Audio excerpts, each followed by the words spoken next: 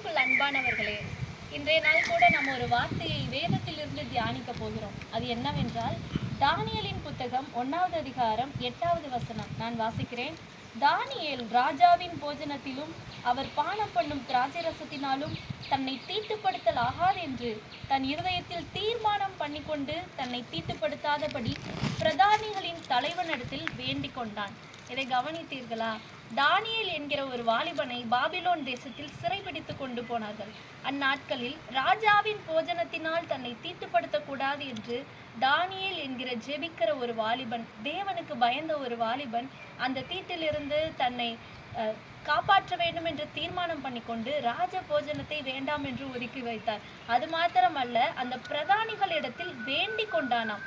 Means he request, அவங்க கிட்ட வருந்தி கேட்டுக்கொண்டானா, ராஜபோஜனத்தினால என்னை தீட்டுப்படுத்த மாட்டேன், மதுபானத்தினால் என்னை தீட்டுப்படுத்த மாட்டேன்னு அந்த ராஜபோஜனத்துக்கு தன்னை விலக்கி கொண்டாராம். இன்னைக்கும் இதை கேட்டுக்கொண்டு இருக்கிற நீங்க ஒரு வாலிபர்களா இருந்தா இந்த காரியத்தை உங்க இருதயத்தில் கொள்ள வேண்டும். அது என்னவென்றால், இந்த பூமியில நம்மை கரைப்படுத்த அநேக காரியங்கள் நம் முன்னே இருக்கிறது, நம்மை சுற்றிலும் நடக்கிறது. ஆனால் அதிலிருந்து தன்னை காத்துக்கொள்ள தானியேல் செய்தது போல முதலாவது நீங்கள் தீர்மானம் செய்ய வேண்டும். இந்த காரியத்தினால் நான் தீட்டுப்பட மாட்டேன், உலகமே கரைப்பட்டாலும் நான் இதில் தீட்டுப்பட மாட்டேன் என்று ஒரு தீர்மானத்தை எடுக்க வேண்டும். இன்னொன்று என்ன அப்படின்னு பார்த்தீங்கன்னா, வேண்டிக் கொண்டான். எனக்கு இது வேணான்னு சொல்லி வேண்டிக் கொண்டான். இன்னைக்கு நம்ம யார்கிட்ட வேண்டணும்?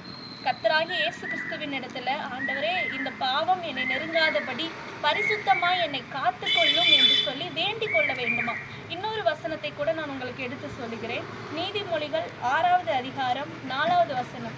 உன் கண்ணுக்கு நித்திரையும் உன் கண்ணிமைக்கு தூக்கமும் வரவிடாமல் உன் சிநேகிதனிடத்தில் போய் உன்னை தாழ்த்தி அவனை வருந்தி வேண்டிக்கொள்.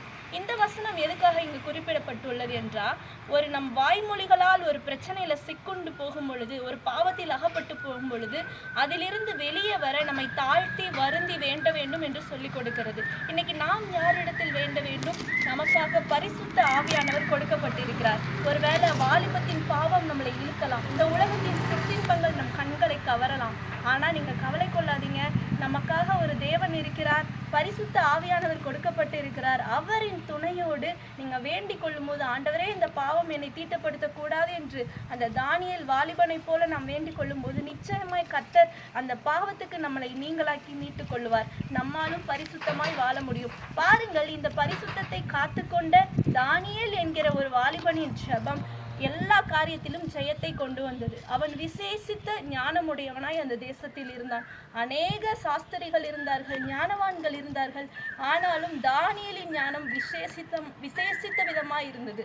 ஏனென்றால் தானியேலுக்குள் விசேஷித்த ஆவியானவர் தங்கியிருந்தார். அது மாத்திரமல்ல, தானியேலின் காரியம் எல்லாம் ஜெயமாய் இருந்தது என்று இந்த வேதம் நமக்கு குறிப்பிடுகிறது. இன்னைக்கும் நம் காரியங்கள் ஜெயமாய் இருக்க வேண்டுமா? படிப்பின் காரியங்கள் ஜெயமாய் இருக்க வேண்டுமா? வேலை காரியத்தில் ஒரு ஜெயத்தை காண வேண்டுமா? நிச்சயமாய் கர்த்தர் உங்களுக்கு அதை கொடுப்பார். ஆனால் நாம் என்ன செய்ய வேண்டும்? பரிசுத்தத்தை காத்துக்கொள்ள தீர்மானம் செய்ய வேண்டும். மட்டுமல்ல, கர்த்தரிடத்தில் வேண்டிக் கொள்ள வேண்டும். நிச்சயமாய் கர்த்தர் இந்த பாவங்களை ஜெயிக்க வைப்பார். If you take one step to stand in holiness, God will give His grace, but you have to take step. Amen. God bless you.